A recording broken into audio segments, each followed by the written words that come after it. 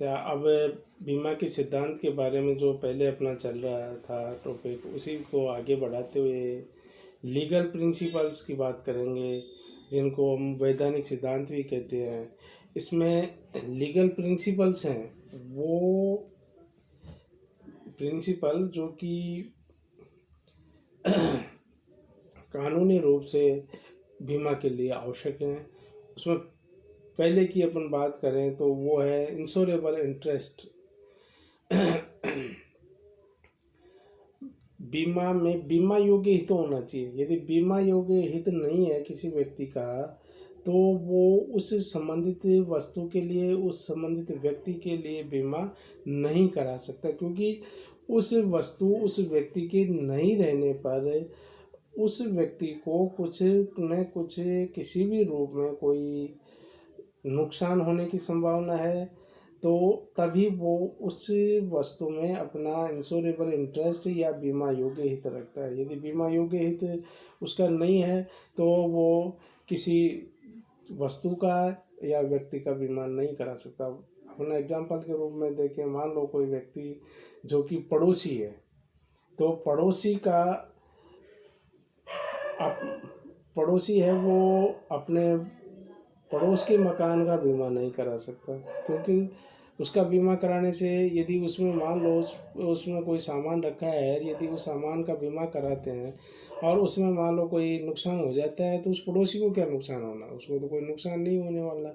इसलिए बीमा योग्य हित रखने वाला ही व्यक्ति संबंधित वस्तु और व्यक्ति का बीमा करा सकता है। तो इसलिए हम कह सकते हैं कि बीमा है, बीमा योग्य हित होना चाहिए। यदि बीमा योग्य हित किसी व्यक्ति का नहीं है तो इसका मतलब वो बीमा नहीं करा सकता है, और क्योंकि उसको नुकसान ही नहीं होगा। यदि मान लो उस वस्तु में, जैसे मान लो कोई किसी व्यक्ति का, दूसरे का, किसी का गोदाम है और उसमें गेहूं की बोरियां रखी हैं, तो उस गोदाम के मालिक का, ये उस गेहूं के मालिक का तो उस माल में इंटरेस्ट है, हित है। लेकिन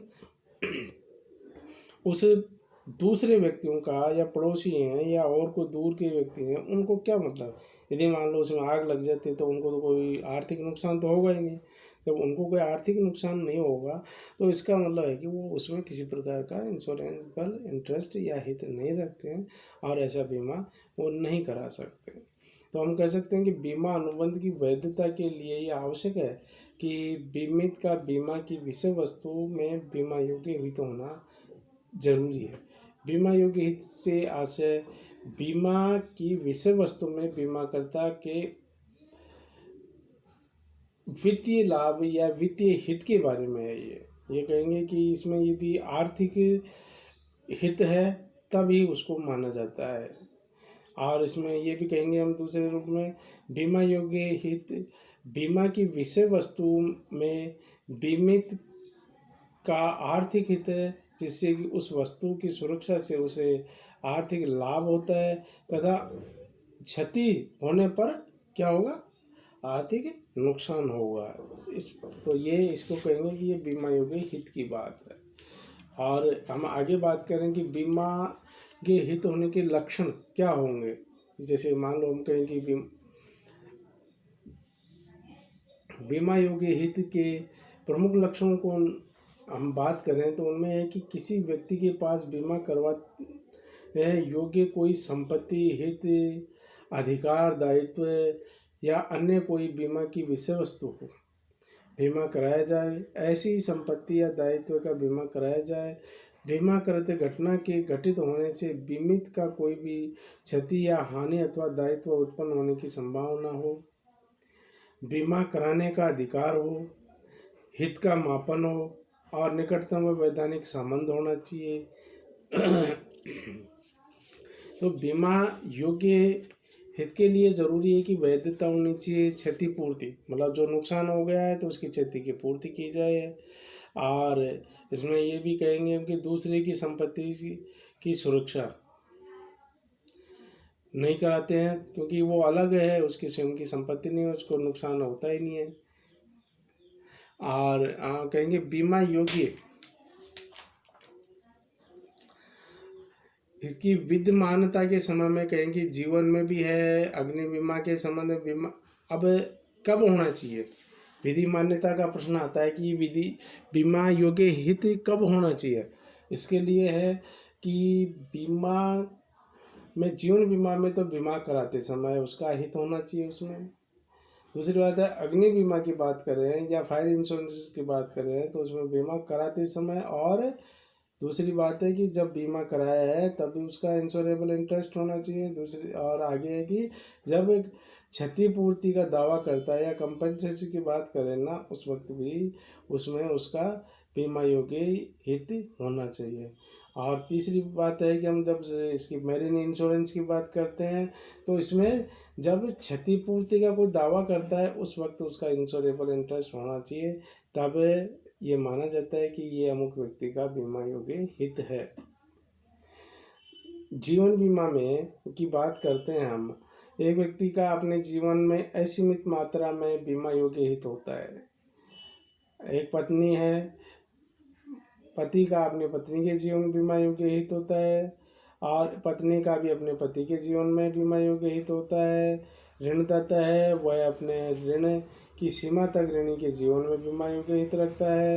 एक नौकर है वो अपने स्वामी के जीवन में बीमा योग्य हित रखता है, क्योंकि स्वामी यदि नहीं रहता है तो नौकर को जो वो अपनी जो सेवाएं दे रहा है उसके बदले उसको जो कुछ भी मतलब आर्थिक जो उसको मिल रहा है, या ये कहें कि उसको कुछ बेनिफिट मिल रहा है, या अपनी सेवा के बदले उसको पारिश्रमिक मिल रहा है, तो वो भी तभी कहते हैं कि नौकर का अपने स्वामी के भी जीवन में भी बीमा योग्य हित है।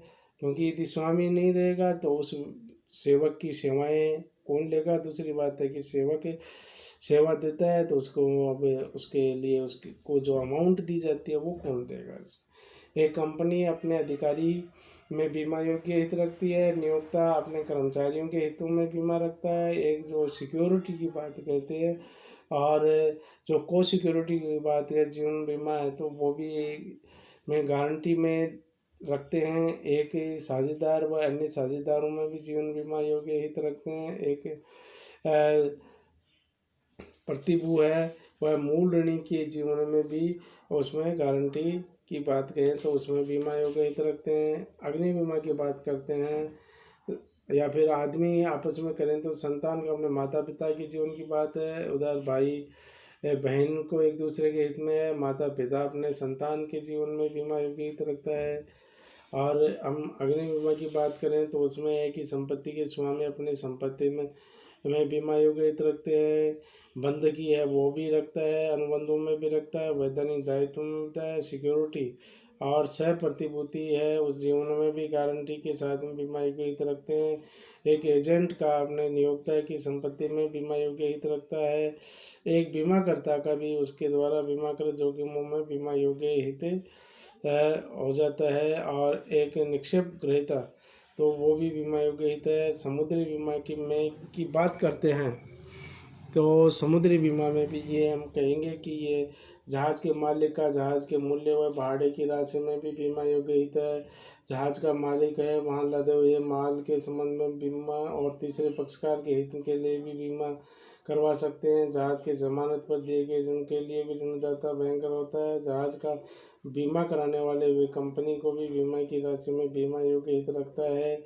जहाज़ किराए पर लेने वाले को भी जहाज़ के मूल्य की बीमा पर बीमा योग्य हित है।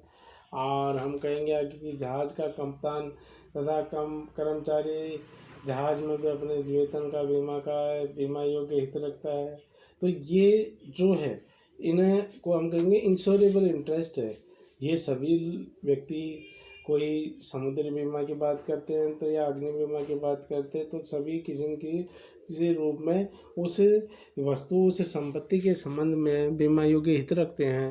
तब ये मान लिया जाता है कि इनका कोई नुकसान होगा अमुक संपत्ति में अमुक वस्तु में, तो कोई नुकसान होता है तो संबंधित व्यक्ति को उसकी भरपाई के लिए वो प्रीमियम चुका के जो बीमा कंपनी है उसको प्रीमियम चुकाता है, और प्रीमियम चुकाने के बाद में उसमें उसका अपना मतलब नुकसान होता है उसकी भरपाई करता है। तो ये जो बात है, तो ये बीमा योग्य हित रखने वाला व्यक्ति ऐसा कर सकता है। जो व्यक्ति बीमा योग्य हित नहीं रखता है, उस वस्तु सामान में या उस व्यक्ति के संबंध में उसका कोई इंटरेस्ट नहीं है, हित नहीं है, तो वो फिर उसका बीमा नहीं करा सकता। तो ये कि महत्वपूर्ण एक जो एक लीगली जो कहेंगे कि ये प्रिंसिपल है कि बीमा योग्य हित रखने वाला व्यक्ति ही किसी वस्तु वगैरह का बीमा करा सकता है, अन्यथा उसको बीमा का कोई अधिकार नहीं है।